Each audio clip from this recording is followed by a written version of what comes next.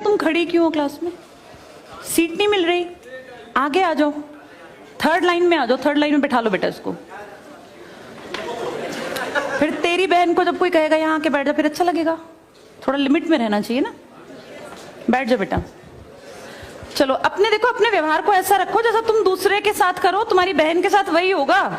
यहाँ नहीं, जहां वो कॉलेज में जाएगी वहां होगा, बस में होगा, ऑटो में होगा। समाज सबसे मिलके बनता है। तुम घटिया हो ना किसी के लिए, तो तुम्हारी बहन के लिए 100% कोई ना कोई घटिया। भगवान जो है कर्मा रिटर्न्स बैक है, ये सीधी थ्योरी है ये। और ये मैं अपने लिए भी मानती हूँ, मैं अपनी बेटी के लिए भी मानती हूँ।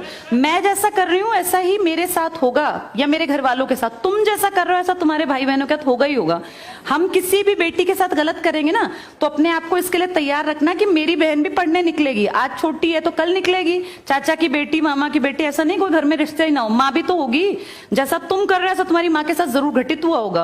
अब तुम कर रहे हो। बड़े अच्छे कई एड्स हैं, उसमें एक जवान लड़का ना सीटी बजा रहा होता है, तो उसकी माँ, देखा तुम लोगों ने वो, उसकी माँ कहती है बेटा मत कर। तुम्हारी उम्र का था वो लड़का, उसकी माँ लगा लो मेरी एज की, मुझसे 2-4 साल बड़ी होगी, क्योंकि जो बच्चे 20 के हैं उनके माँ 40-45, उनकी माँ 45 साल तक की होती हैं। तो लगातार सीटियां बजा रहा है, उसकी माँ उसको कहती है बेटा मत कर। वो इरिटेट हो जाती है, तो फील करता है कि मेरी माँ ऐसा क्यों, मतलब क्यों चिढ़ रही है सीटी बजाने से, घर में बैठ के बजा रहा था सीटी। तो उसकी माँ को याद आता है कि जब मैं रोज बस स्टॉप पे जाती हूँ, 45 साल की अधेड़ उम्र की एक औरत, एक घटिया लड़का, मतलब ऐसे नहीं होते बिल्कुल ही घटिया जिनकी परवरिश हो, वो रोज उसको परेशान करता है, उस 45 साल की औरत को। तो उसको फिर फील होता है कि ये मेरा बेटा जो हरकत कर रहा है ये उस लड़के से मेल खाती है। बहुत अच्छा ऐड है, उसका एसेंस बहुत अच्छा निकल के आता है कि एक्सप्लॉयटेशन सिर्फ जवान लड़कियों का नहीं होता।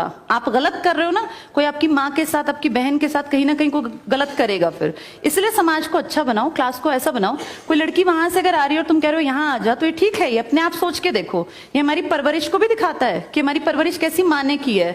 अपनी बेटियों को जितने हम संस्कार देते हैं ना, उससे ज्यादा बेटों को देने चाहिए, क्योंकि गलत करने वाले लड़के ही तो है ना, किसी के प्रति गलत कमेंट करने वाले।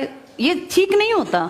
इतने काबिल बनो कि कोई तुम्हारे साथ बैठना चाहे। तुम्हें ये कहना पड़ रहा है कि यहाँ के बैठ जाओ, तुम कोई वो छिछोरे 70-80 के दशक के लड़के थोड़ी ना हो, पढ़े लिखे 21वीं-22वीं सदी के लड़के बैठे हो, तुम कोई बच्चे नहीं हो। अब अपने व्यवहार को इतना अच्छा बनाओ, क्योंकि जब गलत बात बोलो ना तो ये सोच के बोलना कि मेरे घर में जो औरत है ना उसको ये सहना पड़ रहा है कहीं ना कहीं।